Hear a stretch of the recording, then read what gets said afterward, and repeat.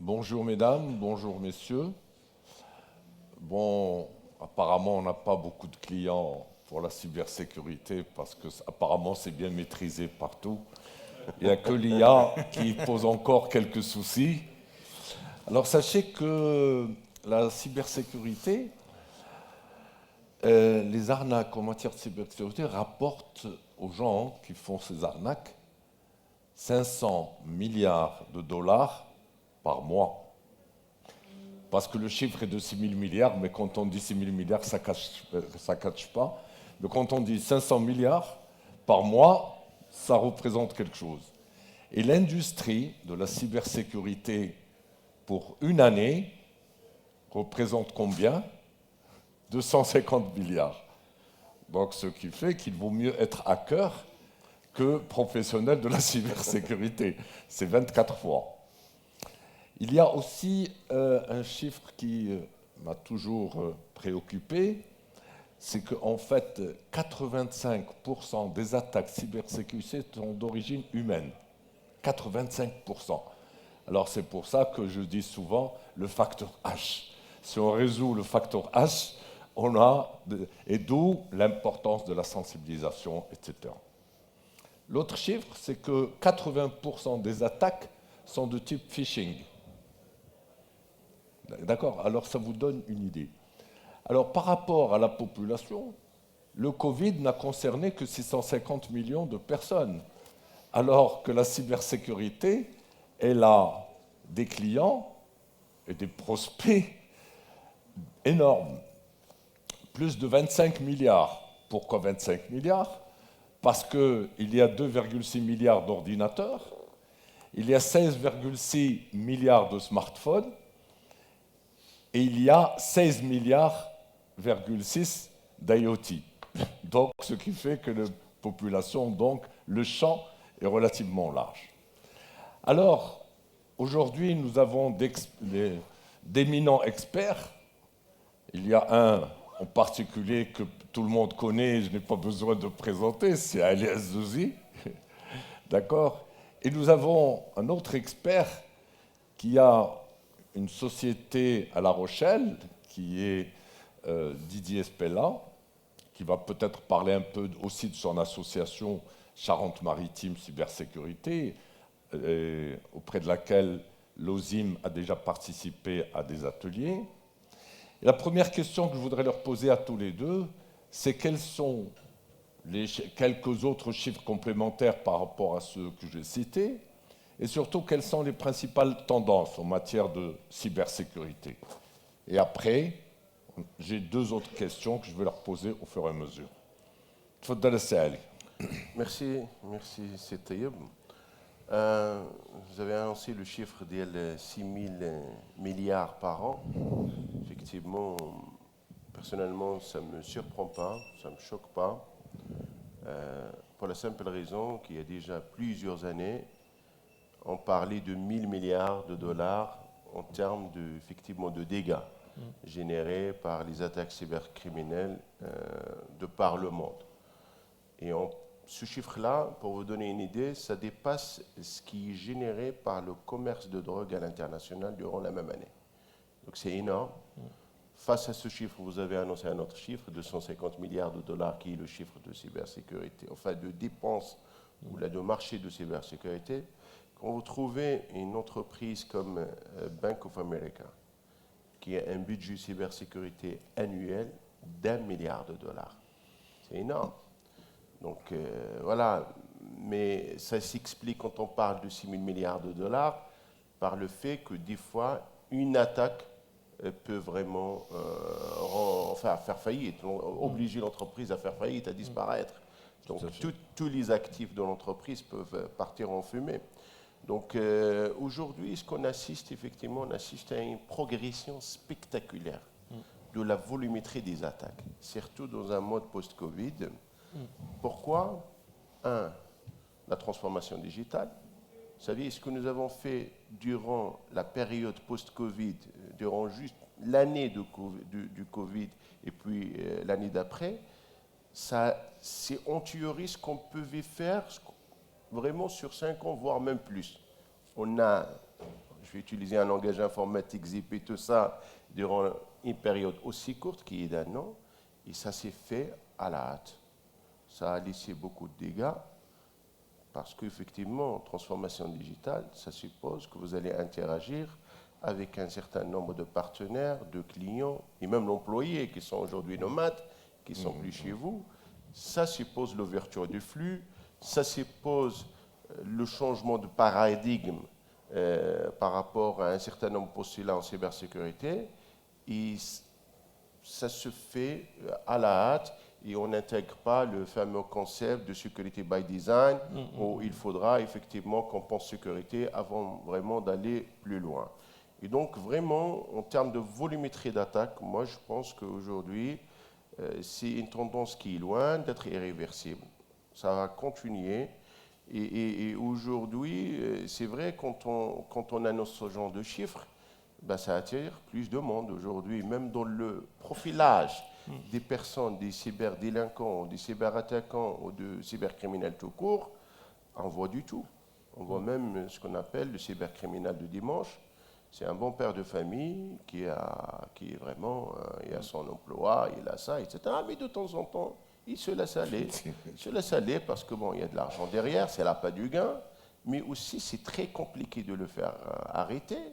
Comment voulez-vous quelqu'un qui lance une attaque de phishing justement en utilisant un réseau botnet de réseaux d'ordinateurs zombies qui sont dans une quarantaine de pays, en utilisant 500 000 ordinateurs de par le monde, sur quelle base juridique, voilà, donc ça c'est vraiment, c'est très compliqué de le faire arrêter.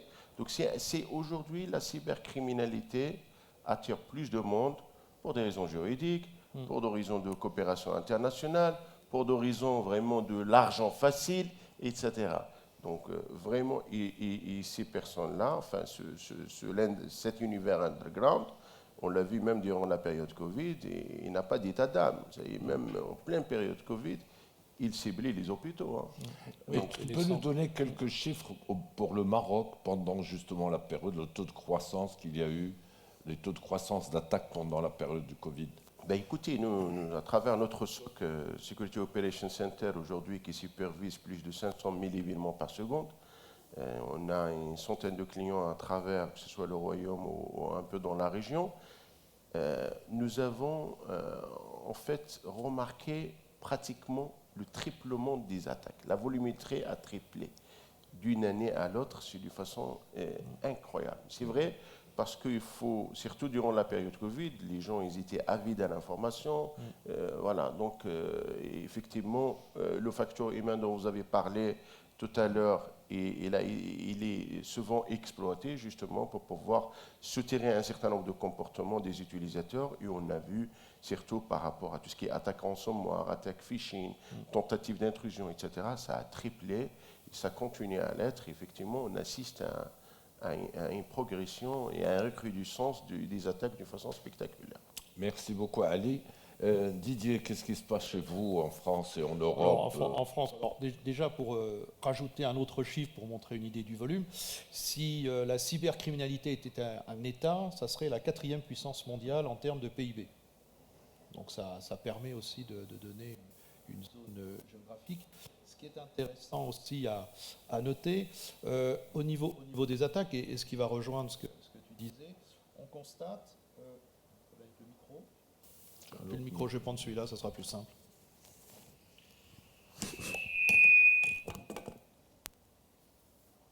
Trahi par la technique. Voilà, c'est bon. Qu'est-ce qu'on constate, je dirais, au niveau du top 3 des attaques, parce qu'on aime bien faire le top 10 ou le top 50. Alors qu'est-ce qu'on constate? Le premier qui marche très bien, c'est le fameux ransomware. Le fameux ransomware, c'est-à-dire globalement une attaque, alors par différents moyens, comme tu le disais, phishing, etc. J'arrive à prendre la main sur un poste, je fais une diffusion verticale, je fais une diffusion horizontale, je prends la main sur les postes, je chiffre, et le matin, vous arrivez tranquillement, et on vous dit, voilà, tout est chiffré, si vous voulez accéder à vos données, c'est tant de millions. On a un exemple frappant, là, très récent en France, pour montrer là aussi le manque d'éthique des cybercriminels, et on pourrait y revenir. Est-ce qu'on est face à Robin des Bois à cartouche ou vraiment à des criminels de bas niveau, on est face à des criminels de bas niveau, je dirais au point de vue de l'éthique. Hein. Donc on chiffre et donc le ransomware. Ça c'est le premier type d'attaque qu'on a de plus en plus qui se diffuse. Et le ransomware, là aussi, on a la chance d'avoir une évolution du ransomware.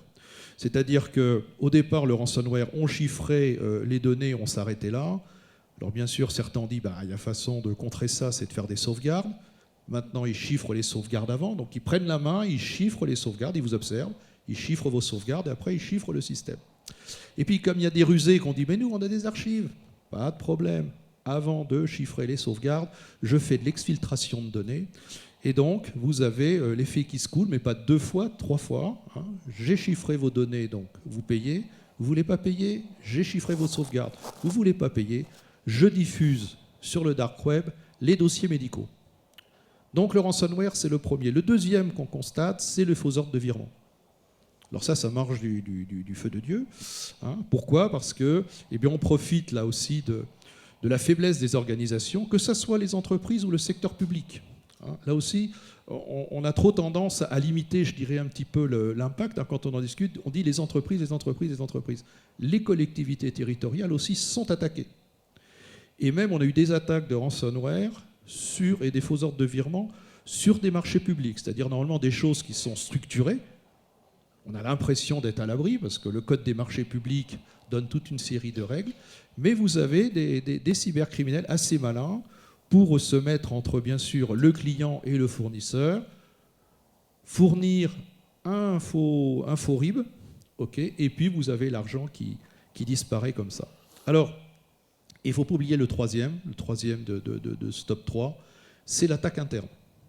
Aussi bizarre que ça puisse paraître, 30% des attaques, c'est des attaques internes, c'est-à-dire, un des cas qu'on a eu en France, c'est l'associé qui en a marre de l'évolution de la société, c'est le collaborateur qui n'a pas eu sa promotion, voilà. Donc on a ce schéma-là, et donc bien sûr, ça nous ramène tout ça sur le problème des organisations, comment on est organisé et comment on va contrôler. Et je crois que le vrai problème de la cybersécurité, c'est déjà bien comprendre qu'est-ce que je risque, et puis surtout être capable de mettre du contrôle, et ça c'est la grande difficulté qu'on a sur les processus et les organisations. Ce que je dis de plus en plus, moi, c'est confiance sans contrôle, c'est de l'inconscience. Voilà. Il faut mettre du contrôle. On ne sait plus faire mettre du contrôle. On l'a fait dans les systèmes industriels. Et aujourd'hui, parce qu'on a digitalisé, on n'a plus de moyens de contrôle et de postes de contrôle. C'est très compliqué à mettre du contrôle sur un processus. Et la faille principale, pour moi, elle est là. C'est être capable de contrôler ce qui se passe en permanence et même contrôler le directeur de l'entreprise. C'est ça aussi la problématique. Ça remet la gouvernance complètement en question. C'est ça aussi, je dirais, entre parties qui est intéressant. Et c'est pour ça, et je rebondis, tu parlais de mon association, donc Charente-Maritime Cybersécurité. J'ai développé un concept de colloque où on parle des impacts socio-économiques de la cybercriminalité, c'est-à-dire comprendre pourquoi le fait de digitaliser, de mettre en place des outils, amène des risques et des failles supplémentaires, comme tu le disais très justement. C'est cette digitalisation, mais parce qu'elle est de moins en moins maîtrisée, parce que de moins en moins, et on assistait ce matin à une table ronde sur justement la digitalisation du monde de la santé, on veut aller vite, parce qu'on dit on va faire des gains rapides, etc. Et on oublie que bien, les données qu'on va manipuler, quel est leur degré de disponibilité, d'intégrité et de confidentialité, et quel contrôle je vais pouvoir mettre pour m'assurer que les processus sont sécurisés. Alors à ce titre-là, j'avais envie d'ajouter 2 cas marocains. C'est Aluminium du Maroc, parce que c'est connu, de 2016. C'est une grosse facture de 50 millions de dirhams, bon en fait 49 941, quelque chose des poussières. Et il y avait l'attaque de man in the middle. C'est-à-dire la facture, quand elle arrivait, le hacker l'a prise, il a changé le RIB et il a envoyé le directeur financier, tout gentiment, il a envoyé le montant. Et 1 mois après, le fournisseur réclamait son dû, il a dit « Ah, mais on vous a déjà envoyé le virement. » C'était trop tard, 50 millions étaient partis, ce n'était même pas les bénéfices de l'année d'avant. c'est-à-dire l'entreprise a failli faire faillite. Bon, ils ont dû réinjecter de l'argent et tout ça pour éviter. Le deuxième exemple, c'est, je ne sais pas si vous savez que Wadzum est la capitale mondiale de la sextorsion. Et c'est là où il y a le plus grand nombre de boutiques Western Union. Hein. Je ne sais pas si vous le savez. Alors, des journalistes anglais sont venus à Wadzum pour faire les interviews avec les gens. Ils leur disent, oui, mais comment vous faites? Alors, on va lui dire, c'est très simple. On a 20 minutes de chat, 20 minutes de vidéo et 20 minutes pour demander de la rançon. Mais on ne demande que $500. Alors, le gars qui s'est fait piéger, se disant, ce n'est que $500, il la paye. Et ils s'en vont. Alors, le troisième exemple aussi, c'est que c'est la fraude au président, où une grosse banque, un gars téléphone, il lui dit c'est KPMG Singapour. Et est-ce que le président vous a parlé de 2 millions d'euros qu'il doit me payer? Parce qu'il a fait une opération discrète, mais surtout n'en parlez pas, hein, c'est discret. Au fait, quelle est votre adresse email? Comme ça, je vous envoie une copie de la facture. Alors la jeune dame lui envoie tout gentiment son numéro, il regarde la structure, hein, tiens, c'est nom, point, prénom, bon, je ne sais pas si je dois vous dire quelle est la banque, mais c'est cpm.co.ma. Alors il lui envoie un email avec le nom du président, en lui disant chère demoiselle, priez de bien vouloir procéder au mandat que vous avez reçu, machin, et je compte sur votre confidentialité. Alors la jeune fille était toute contente parce que le président s'est adressé directement à elle. Il dit oui, monsieur le président, je ferai le nécessaire. Il dit j'apprécie votre abnégation et votre ceci. Et la fille fait le virement de 2 millions de dollars, 2 millions d'euros. Alors, et ce n'est qu'à ce moment-là, la personne qui a fait le virement dans la banque offshore, qui lui dit, mais au fait, tu as appelé quelqu'un, tu as demandé à l'assistante? Elle est partie chez l'assistante, dit, oui, le président, il est à l'aéroport, il doit prendre l'avion sur Paris, c'était un vendredi à 16h, truc classique.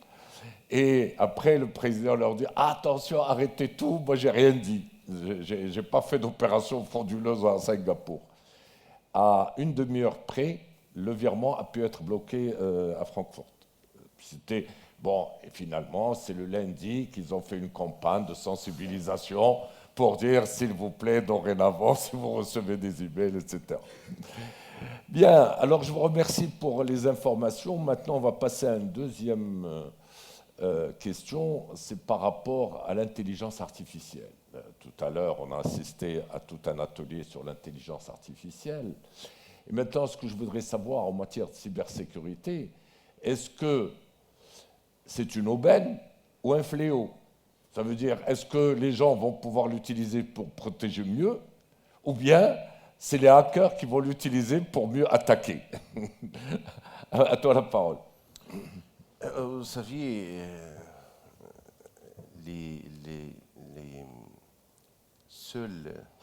l'esprit humain, enfin, la seule limite par rapport aux attaques cybercriminelles, c'est l'imagination de l'être humain.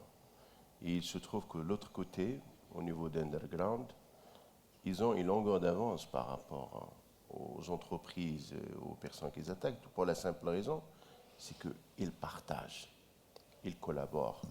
Vous savez, aujourd'hui, dans l'Underground ou dans le Dark Web, vous pouvez trouver plein de choses.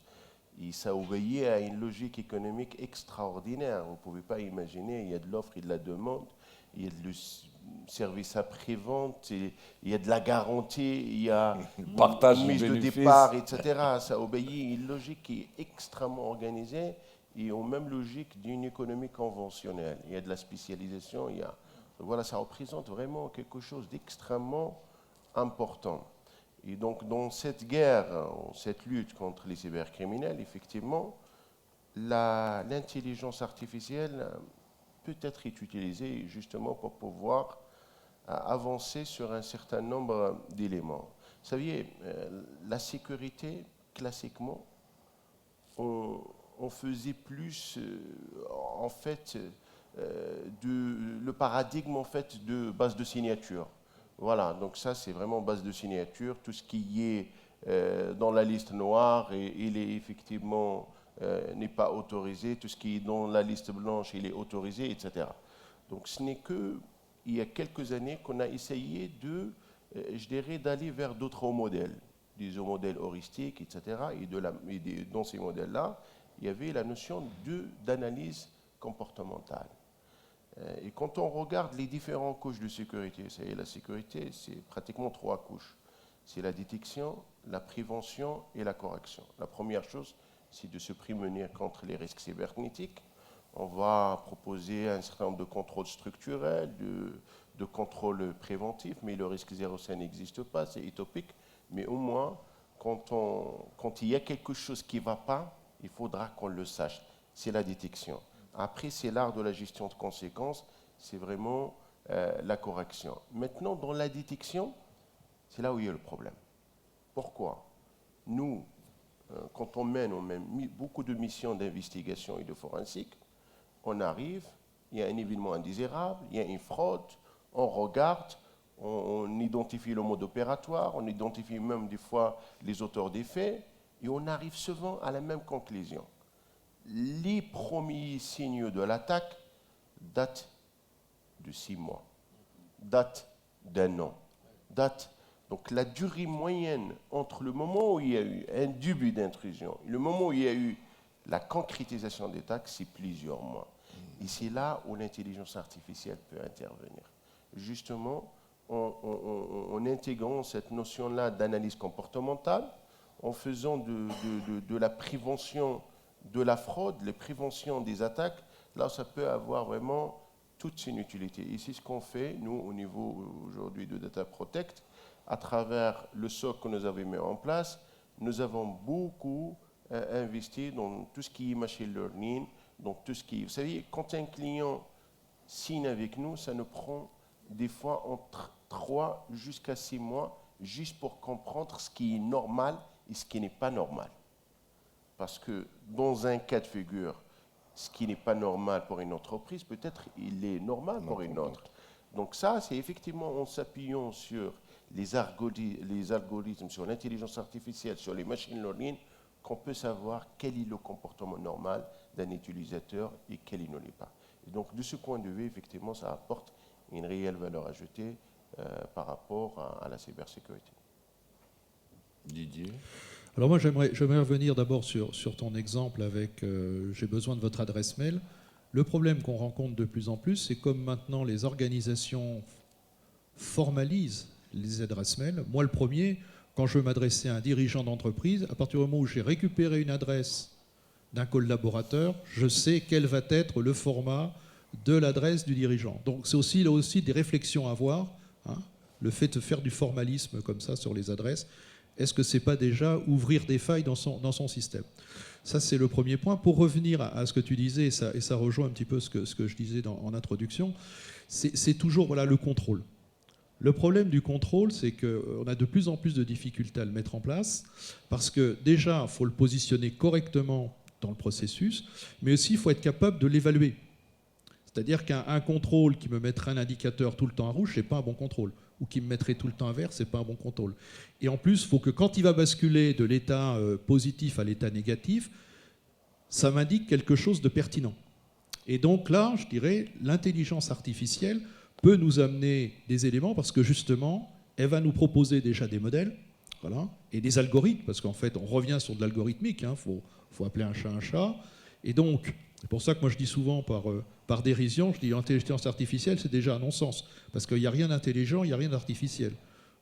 L'intelligence, c'est parce qu'on va rentrer toute une série de process, toute une série de processus, et puis ce côté artificiel et d'intelligence, en fait, on l'a pourquoi? Parce qu'au lieu de raisonner à la vitesse de l'esprit humain, on va raisonner 10 fois, 100 fois, 1000 fois, 10 000 fois plus vite. Et donc, ça va permettre de balayer rapidement tout ce qui se passe dans l'entreprise et à partir de là, d'être capable de la modéliser plus rapidement, ce que ne ferait pas l'esprit humain. Donc oui, il faut utiliser cette intelligence artificielle, mais le problème qui va se poser après, c'est est-ce que je suis en mesure de contrôler le processus de l'intelligence artificielle qui m'est proposé. Hein, n'oublions pas, je vous dis, moi, c'est toujours des chiffres qui on peut dire ce terme me traumatise. 30% des attaques, c'est des attaques internes. Donc vous pouvez vous poser la question, dire mais le processus que je mets en place, est-ce qu'il ne comporte pas un cheval de Troie? Et est-ce qu'à un certain moment, ce que je crois être de la détection, c'est en fait, ça va me permettre de cacher justement une attaque. Donc, sans être paranoïaque, mais c'est vrai, quand on fait de la sécurité, au bout d'un moment, on devient paranoïaque, parce qu'on se dit toujours, c'est le travers un peu des gens de la sécurité, on se dit, mais... Et là, j'ai été confronté, par exemple, parce que aussi dans mes activités, je fais des audits, une société où le dirigeant, qui était un expert en sécurité, contrôlait tous ses collaborateurs. À un moment, je vais poser la question, mais je dis, qui vous contrôle? Qui vous contrôle? Et personne ne le contrôlait. Donc on a mis en place un contrôle pour contrôler le directeur qui contrôle les collaborateurs. Parce que sinon, ça n'a pas de sens. Ça n'a pas de sens. Alors, pour revenir aussi au point que tu soulevais, et je partage tout à fait, c'est qu'on est aussi un petit peu dans le monde du numérique, c'est le monde un petit peu caché.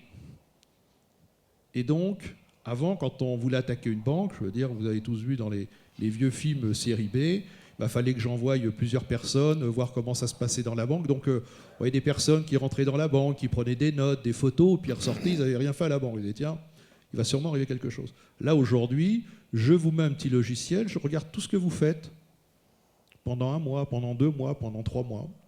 Et puis, une fois que j'ai bien compris ce que vous faites, là, je vais déclencher l'attaque.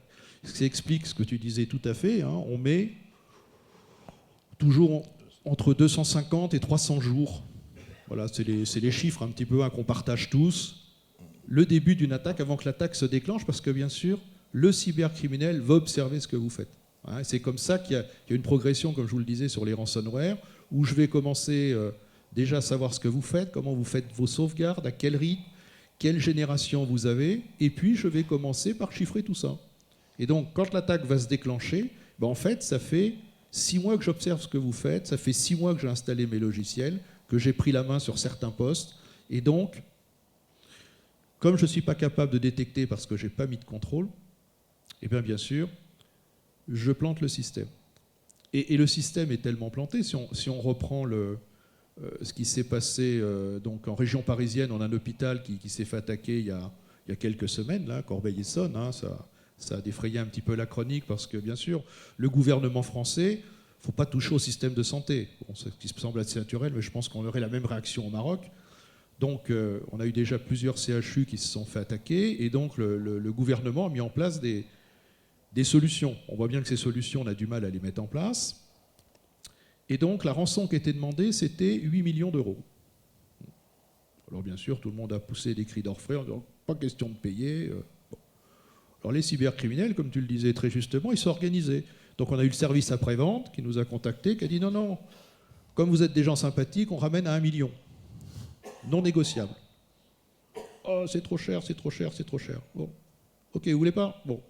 Comme on a exfiltré 500 000 dossiers médicaux, on va les publier. Ok. Alors bien sûr, les dossiers médicaux ont été publiés, le système est complètement arrêté, et donc on a dit maintenant il faut reconstituer le système. Reconstitution du système, 7 millions d'euros. Donc on est sur un modèle économique, c'est-à-dire ça vous coûte moins cher de payer la rançon que de reconstituer votre système. Hein, on est dans une approche économique, comme tu le disais très justement, il y a un business plan. Hein. Et les sociétés qui se font attaquer, c'est face à un business plan. C'est-à-dire que celui-là, s'il va reconstituer, ça va lui coûter 500 000 euros, donc je vais vous faire une amende à 300. Voilà. Alors justement, à ce titre-là, ce que je voulais vous dire, qu'il y a une assurance de AIG qui est distribuée par un certain nombre de compagnies au Maroc qui vous assure contre les ransomware. Mais elle vous dit que si vous avez une attaque, vous avez une demande de rançon, c'est nous qui négocions à votre place par rapport au service rendu. Mais en même temps, ils vous surveillent justement, ils vous aident à prévenir. Donc ils ont tout un centre, un SOC justement, pour aider leurs clients. C'est bon à savoir. Deuxième point, c'est par rapport à ce que disait Ali, dans le Darknet, si vous avez un jour, un dimanche, vous n'avez rien à faire, vous voulez faire une petite attaque ransomware, sachez que dans le darknet, il y a des prix à payer. Mais qu'est-ce qu'ils vous demandent? Ils vous demandent ça coûte tant, mais si tu fais une attaque et tu gagnes de l'argent, tu me donnes X%. Ça m'a donné goût. Alors tu lui vends la clé pour faire le ransomware, mais quand tu ramasses la thune, tu me donnes l'autre partie. Je disais, allez, c'est devenu... Et justement, la problématique, c'est eux, ils sont beaucoup plus unis que nous. D'accord, ils s'échangent les informations. C'est pour ça qu'ils disaient qu'ils ont une longueur d'avance. Alors, tout ce qui est IA, machine learning et tout ça, ils sont déjà en avance, ils ont fait des séminaires entre eux, ils se sont formés, ils disent comment on les attaque. Mais paraît-il, dans une des conférences, il y a quelqu'un qui a cité que dans la cybersécurité, il y a 190 attaquants qu'ils ont connus. Il a listé tous les gens qui attaquent. Et à partir de ce moment-là, on peut savoir à qui... Alors maintenant, la troisième partie de notre discussion, je pense qu'on est dans le timing, c'est que, et maintenant, que faut-il faire? Parce qu'au-delà de l'intelligence artificielle, il y a d'autres types de solutions, telles que Cyber Security Mesh. Donc nos spécialistes vont nous dire de quoi s'agit-il. Il y a Confidential Computing. C'est aussi, tiens, est-ce que ça me permet de résoudre quelques problèmes? Et ce matin, j'ai aussi intégré une chose, c'est peut-être la blockchain, peut-être une des solutions pour atténuer ces attaques. Alors sur ces trois sujets, qu'est-ce que vous pouvez nous dire l'un et l'autre? On commence par Ali. Il faut qu'on regarde comment, en fait, les stratégies de défense. Ça y est, moi, ça fait une vingtaine d'années que je suis dans le domaine de la cybersécurité. J'ai vu évoluer la stratégie de défense de façon incroyable. Parce qu'il y a une évolution telle aujourd'hui que les paradigmes, beaucoup de paradigmes en cybersécurité sont tombés. Le premier, c'est de partir de l'hypothèse que l'attaque va venir de l'extérieur, que l'ennemi, il est en dehors du périmètre du système d'information d'entreprise. Alors on a investi beaucoup dans ce qu'on appelle de la sécurité périmétrique. On a fait de la sécurité du nom Internet, tout ce qui est périmètre, etc. Et c'était un peu les nouvelles tendances du début des années 2000, etc. Et plus ou moins, on savait ce qu'il faut faire. On savait les briques qu'il va falloir vraiment mettre en place pour pouvoir remédier à ça. Après, on s'est rendu compte que la plupart des attaques, ça nous vient du poste de travail, ça nous vient de l'utilisateur. Et on commençait à dire, écoutez, on ne va pas juste protéger le périmètre, il va falloir qu'on aille un peu plus loin. Il y avait cette notion de deep sécurité qui émergeait. Deep sécurité pour dire, voilà, la bonne sécurité, c'est la multiplication des couches de sécurité. Ce qu'il faut savoir, il faut intégrer dans l'équation. Quand une personne malveillante cible une organisation, il va y arriver. La seule question, ça lui prendra combien de temps? Une heure, une journée, un mois, une année, etc. C'est là, en fait. Ici, sur le facteur temps qu'on va jouer toute la stratégie de défense. On va lui rendre la tâche extrêmement complexe. On va le démotiver, on va le décourager. Comment? En multipliant les couches de sécurité. Certes, sur la partie périmètre, mais aussi en mettant en place du cloisonnement, de la segmentation, de plusieurs briques de firewalling, un certain nombre de dispositifs de sécurité, etc. Et malgré tout ça, le risque zéro, ça n'existe pas. Donc après, ce qu'on s'est rendu compte, cette notion de sécurité périmétrique avec la multiplication des couches de sécurité, elle est devenue caduque. On s'est rendu compte que nous, les entreprises interagissent avec beaucoup de partenaires, avec beaucoup d'entreprises, et même les employés sont devenus nomades. Donc le SI d'une entreprise, il est extrêmement difficile aujourd'hui de le limiter. Il commence où, il termine où. Tout est imbriqué, etc. Et on a géré l'architecture de la sécurité d'entreprise comme un aéroport. Il y a des zones, et en fonction des personnes qui travaillent dans cette zone, on donne des accès, etc. Vous avez les passagers, ils ont leur propre parcours. vous avez l'équipage, il a son propre parcours, le personnel qui travaille, etc. Et on a multiplié des zones, une sorte, disons, de confiance autour de SI de l'entreprise. La dernière tendance, qui est extrêmement intéressante, c'est là où la notion de cyber security mesh intervient. Justement, on est parti de la sécurité centralisée vers une sécurité distribuée. Et donc, je pense que le modèle a du sens parce qu'on part du principe que tout au niveau d'une entreprise est accessible, peut être sujet à des attaques, et on ne va pas juste avoir quelque chose je dirais, faire juste de la sécurité, que ce soit d'un point de vue périmétrique ou d'un point de vue zone, etc. Parce que la notion, en fait, la question qu'on doit se poser, surtout dans ce mouvement de transformation digitale, d'intégration des partenaires, des fournisseurs, des clients, est-ce que je lui fais confiance ou pas? Souvent, c'est là. Et d'ailleurs, il y a parmi les tendances qu'on n'avait pas citées, il y a la tendance de ce qu'on appelle le zero trust. Ça aussi, c'est une tendance. C'est-à-dire aujourd'hui, c'est aussi un pilier, un paradigme sur lequel on s'appuie aujourd'hui dans toute stratégie de cybersécurité. Effectivement, par défaut, on ne fait pas confiance. Par défaut. Par défaut, on fait confiance, mais après, on regarde, etc. Et c'est aussi quelque chose qui émerge comme tendance au niveau de la cybersécurité. Didier? Alors moi, quand j'aborde des problèmes dans les entreprises de cybersécurité, je repars des fondamentaux de la sécurité. Je veux dire, ce n'est pas la cybersécurité qui a inventé la sécurité.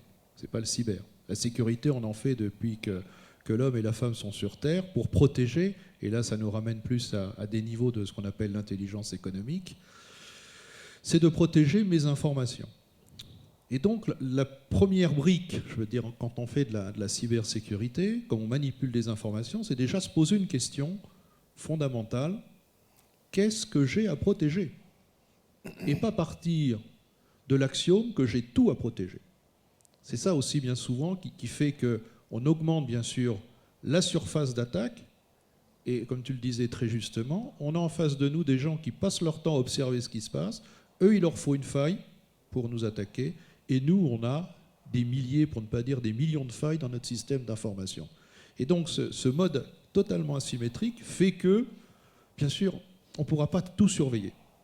Donc ce qu'il faut, c'est déjà se poser la question: qu'est-ce qui est vital dans mon entreprise, dans ma collectivité territoriale, etc., à protéger? Et là, je vais mettre le paquet. Ça, c'est le premier point. Le deuxième point, il faut se rappeler là aussi que les fondamentaux de la sécurité sont assez simples. La sécurité, on est là, on n'a que deux axes. On est là pour ralentir, on est là pour tromper.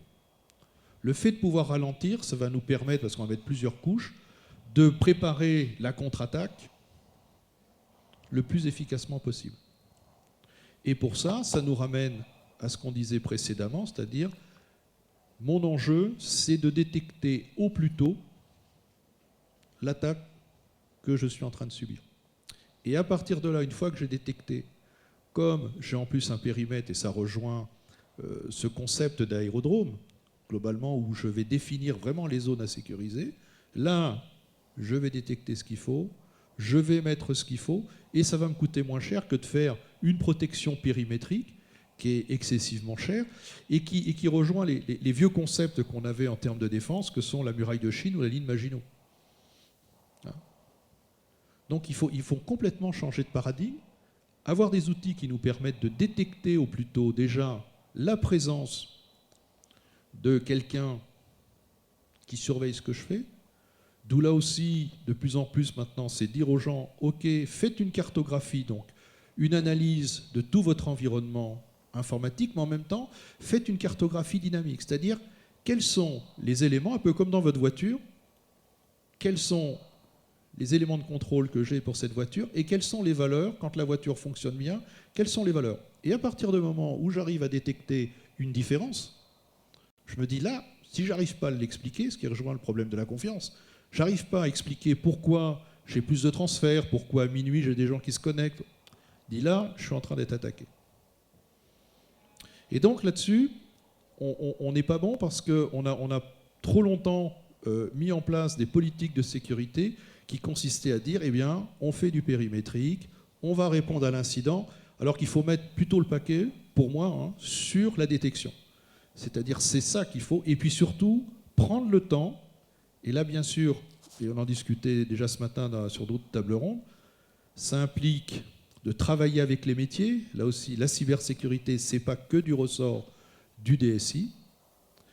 C'est une problématique de la société, et c'est même une problématique déjà du dirigeant de la société, qui doit nous dire quelles sont les informations qui sont capitales pour que mon entreprise survive. Et là, une fois que j'ai déterminé ça, je suis en mesure de mettre les bonnes mesures de protection sur ces informations. Et le reste, ben je laisse. Mais comme on fait tous les jours, chez vous. Je veux dire, vous ne protégez pas votre maison comme si c'était un musée qui avait 10 œuvres d'art dans la maison. Ok ?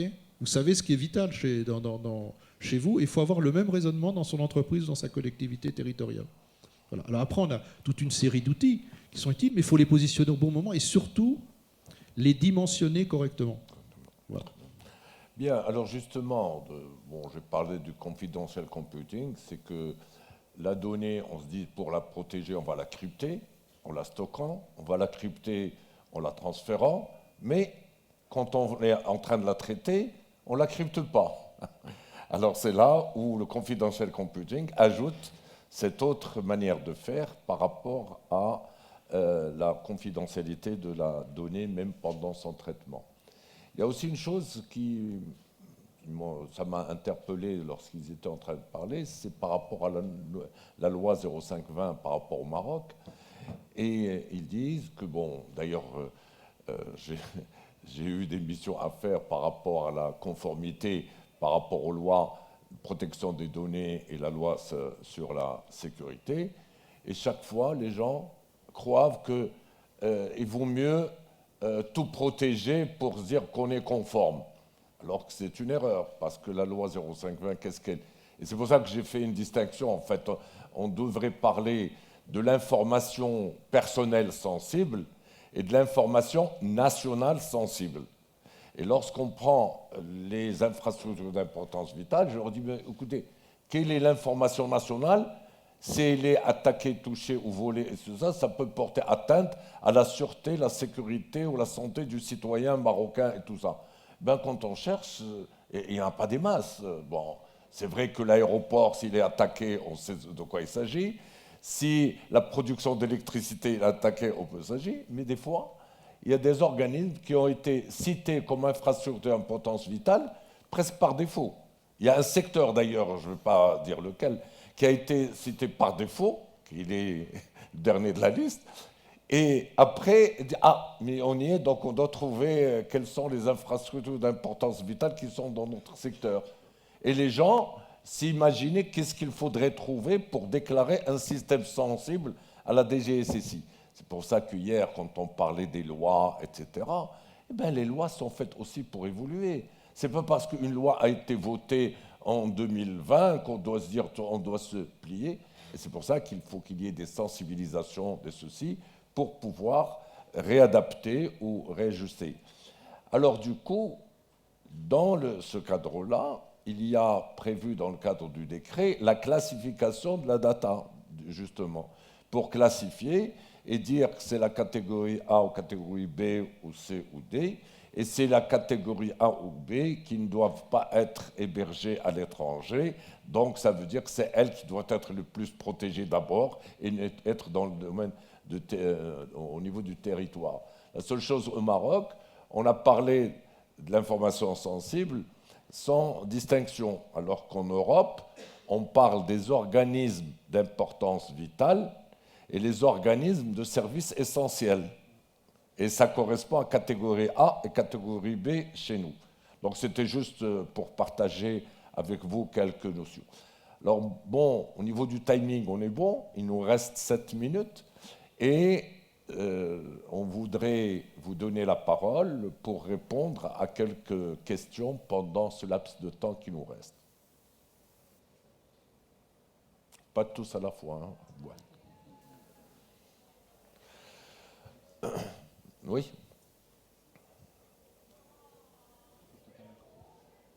Oui, lui, c'est le vice-président, donc il se déplace.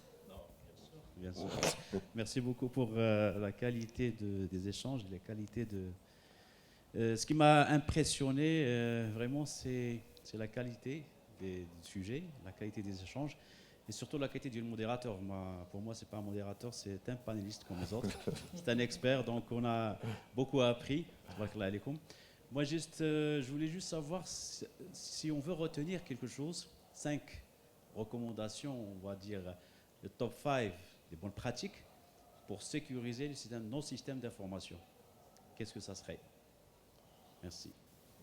Ben, je laisse la parole aux experts. Déjà, vraiment, moi, je pense qu'il faudra, peut-être je prendrai cette liste de 5, peut-être 3. La 3. Bon, la première, ça vient. Là encore, je m'inscris d'entrée de jeu dans le changement de paradigme. Parce que c'est important par rapport à l'évolution du numérique d'une façon globale. Vous savez, l'Internet, quand ça a été développé dans un contexte particulier, politique. La question, l'objectif, c'était comment peut-on avoir un système qui va nous permettre de continuer à échanger dans une perspective d'attaque nucléaire de l'XURSS. C'était ça. Donc forcément, ce qu'on privilégiait, c'est la connectivité. D'accord? C'est surtout la connectivité et la communication, etc. Et c'est comme ça a évolué. Donc pratiquement toutes les évolutions technologiques, le premier souci, c'est la connectivité. D'ailleurs, on voyait même nous, les premières missions qu'on faisait d'audit de sécurité, on regardait, il y a du paramétrage par défaut. Quand on installe quelque chose, on clique suivant, la connectivité elle est là, on passe à autre chose. Donc c'était vraiment le premier souci. On s'est rendu compte que la sécurité est une option. D'accord? Là, c'est complètement, il doit y avoir un changement de paradigme. Là, très important. Pourquoi? Parce que la sécurité ne peut pas être une option. Ne doit pas être une option. Et je compare un peu ce qui se passe dans le secteur du numérique par rapport à l'industrie automobile. Vous savez, il a fallu des décennies pour que les ceintures au volant soient quelque chose qui est intégré. Aujourd'hui, quand vous achetez une voiture, ça vient avec une ceinture au volant, ça vient avec des airbags, ça vient avec un minimum de sécurité. Pourtant, quand j'achète un ordinateur, je dois acheter un antivirus. Je dois configurer le firewall, je dois. Donc, c'est sur le changement de paradigme qu'il doit avoir. Donc, aujourd'hui, on parle. Première notion pour moi qui est extrêmement importante, sécurité by default ou sécurité by design. Donc, il faut vraiment que ce soit inclus d'office dans les cycles de développement, dans le lancement de projets, etc. Ça, c'est le premier point. Deuxième point, deep sécurité.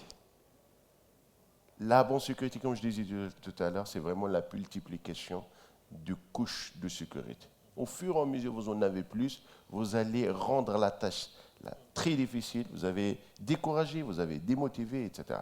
La troisième notion extrêmement importante, pour moi aussi, c'est le zéro trust. Le zéro trust, il faut que ce soit aussi reflété dans l'architecture. Par défaut, je ne dois pas faire confiance. Par défaut, je ne donne pas des accès. Par défaut, je contrôle.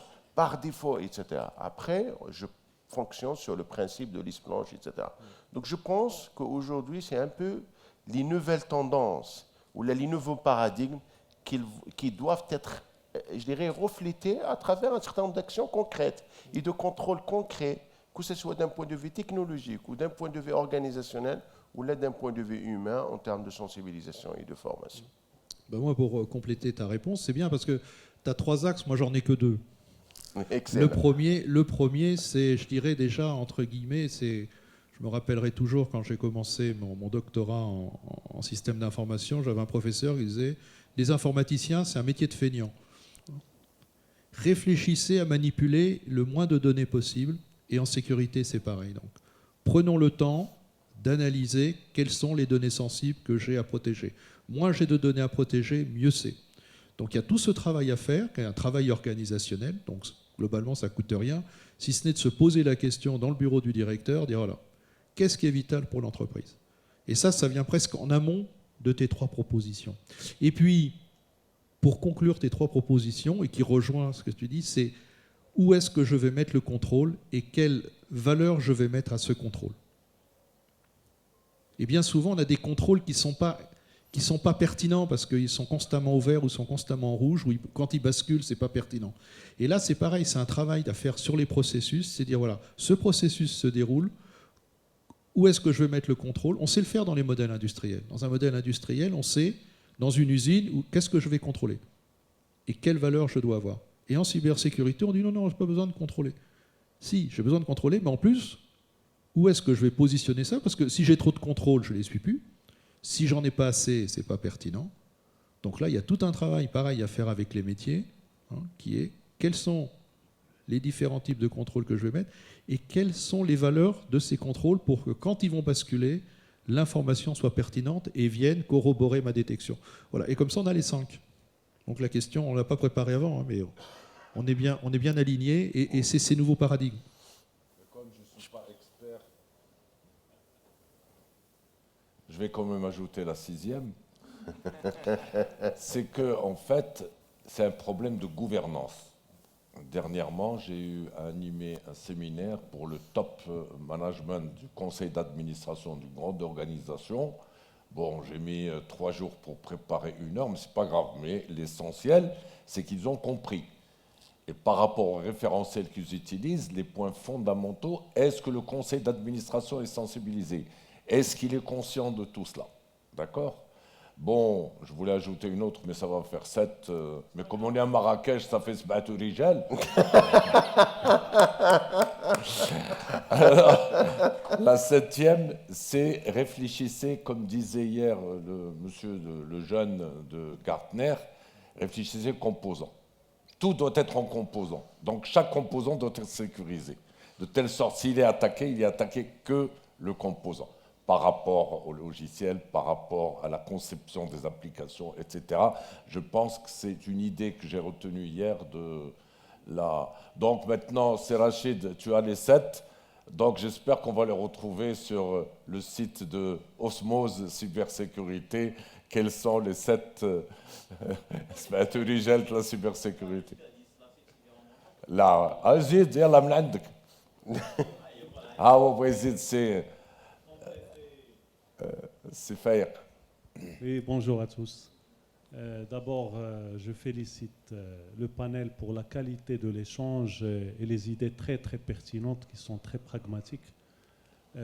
Ça m'a interpellé réellement sur la préoccupation et je pense tout ce qui a été dit a beaucoup de sens parce que actuellement le Maroc est à la porte d'une réelle transformation digitale et sans l'adhésion, la sensibilisation, la sensibilité sur les problématiques de cybersécurité, on aura toujours un retard par rapport à toute l'ambition qu'on se donne.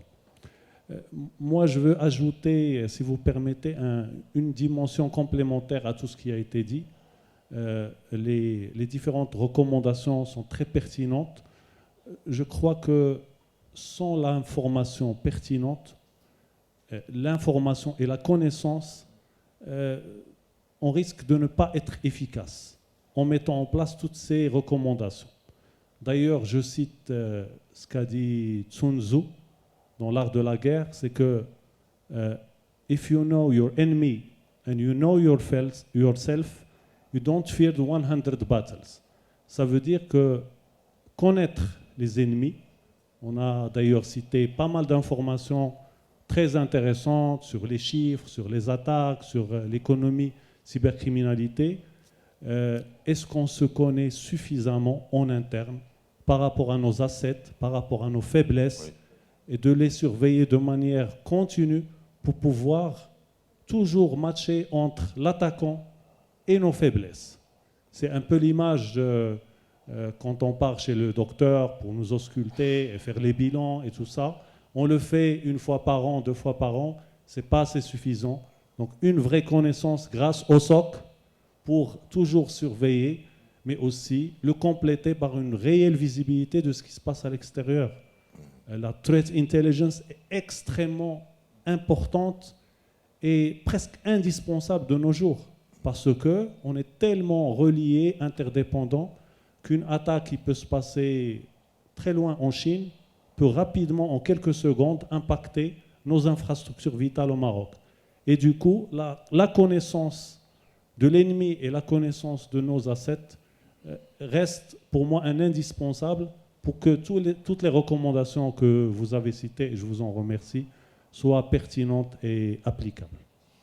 Alors justement, à ce titre-là, tu m'as fait penser aux assets nationaux. Il faut aussi que cette réflexion, indépendamment des entreprises, quand on parle des infrastructures d'importance vitale, on pense au niveau national.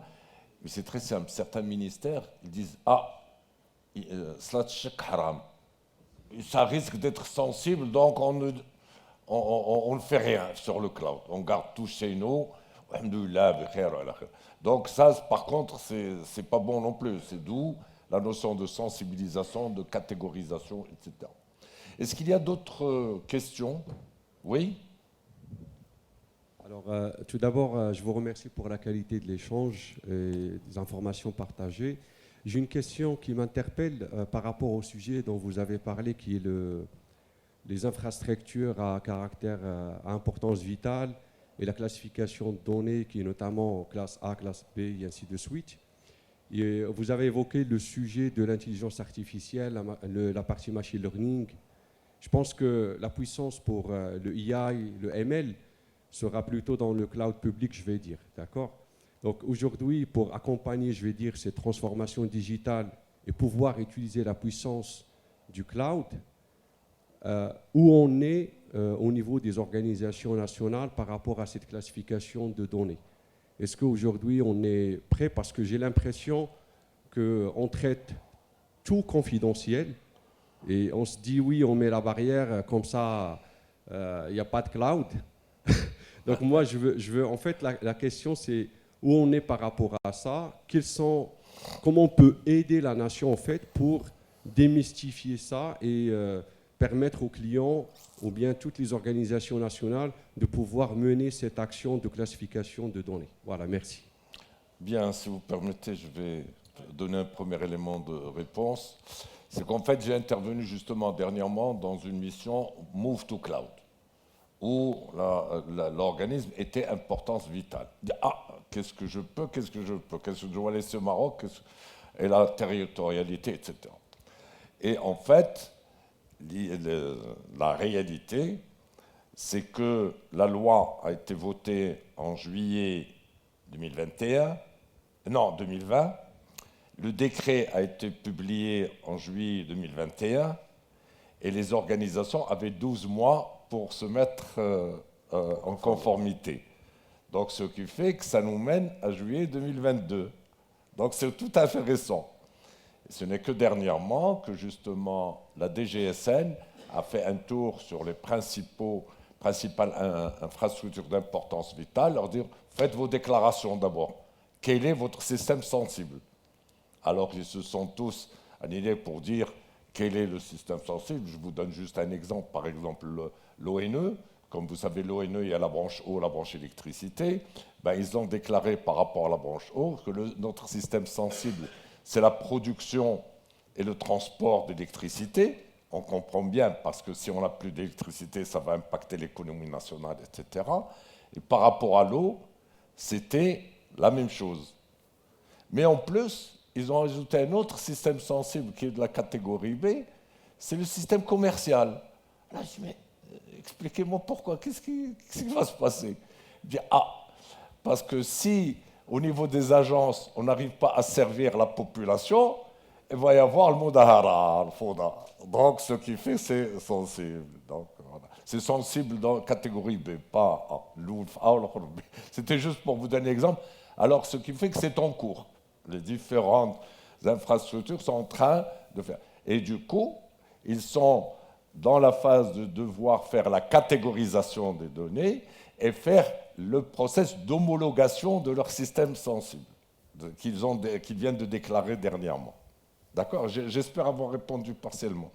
Oui, tout à fait. C'est débat. En fait, nous, on accompagne pas mal d'organismes justement dans cette démarche-là de classification de données. et d'actifs, et justement dans le cadre de la mise en conformité par rapport à la loi 05-20.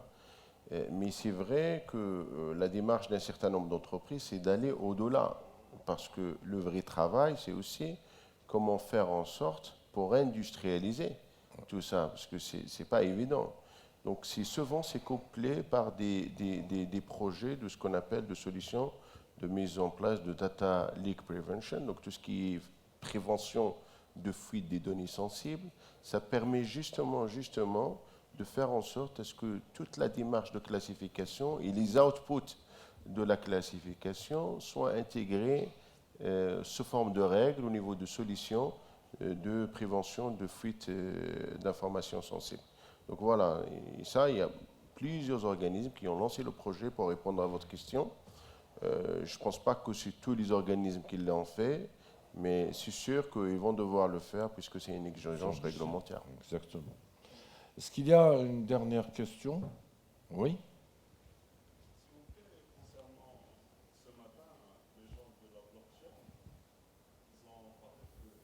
Le système actuel de sécurité, il est caduc.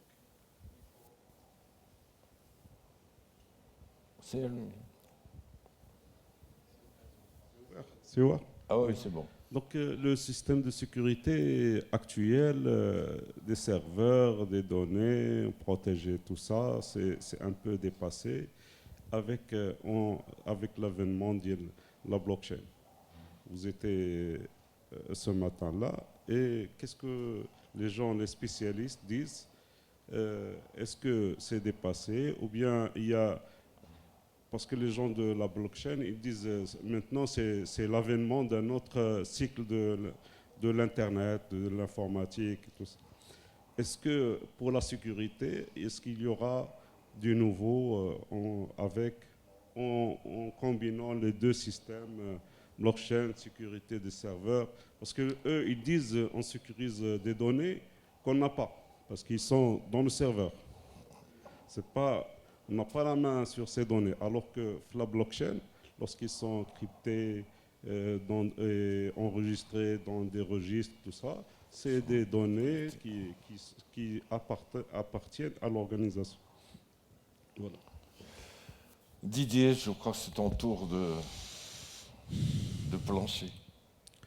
Alors, avec un petit peu le back-office que j'ai dans les technologies du numérique, moi je suis toujours un peu méfiant de la technologie qui règle tous les problèmes des technologies précédentes. Ce n'est pas la première fois qu'on nous sort le produit qui va régler tous les problèmes. La blockchain présente des avantages. Comme toujours sur des technologies assez récentes, on n'a pas fait encore le travail de voir tous les risques qu'elle présente. Et là, il faut faire ce travail de réflexion qui n'a pas, pour moi, encore été fait, pour évaluer vraiment si elle correspond à tous les enjeux qu'on lui donne et à toutes les qualités qu'on lui donne. C'est un petit peu, il y a quelques années, c'était le to cloud, pareil. On disait, passez sur le cloud, vous n'aurez plus de problèmes. Bon, on a vu qu'il y avait encore des problèmes, voilà. Il est clair qu'en face de nous, on a des gens qui suivent aussi ces technologies. Alors on a à la fois, il faut bien comprendre que le cybercriminel, comme tout criminel, il est à la fois dans une approche technologique et dans une approche industrielle. Alors l'approche technologique, il suit les nouvelles technologies, et l'approche industrielle, c'est de se dire aujourd'hui qu'est-ce qui me rapporte le plus. Globalement, je dirais, c'est les technologies qu'on a mis en place il y a quelques années, c'est les solutions qu'on a mis en place il y a quelques années. Donc, j'y vais. Voilà. Le jour où il aura épuisé toutes ces technologies qu'on a déjà mis en place, qui va s'occuper de la... Je pense que, vu la qualité des gens qu'on a en face de nous, il va trouver des failles. Donc, je dirais, allons-y avec une certaine méfiance. J'ai le micro qui est en train de me lâcher, mais c'est pas grave. Donc allons-y avec une certaine méfiance, mais faire des grands mouvements en disant maintenant on va tout passer sur la blockchain, moi stratégiquement je serais assez réservé. Voilà. Et ça peut faire l'objet d'une conférence à part entière, je pense, ce thème. Bon, comme on a terminé en guise de conclusion, je voulais juste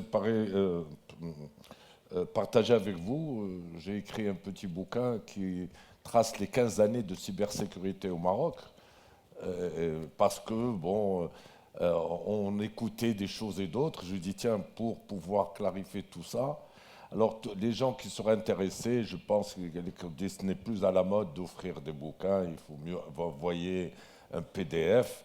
Alors donnez-moi juste votre adresse email et c'est gratuit hein, pour les participants. Et je vous remercie pour votre participation.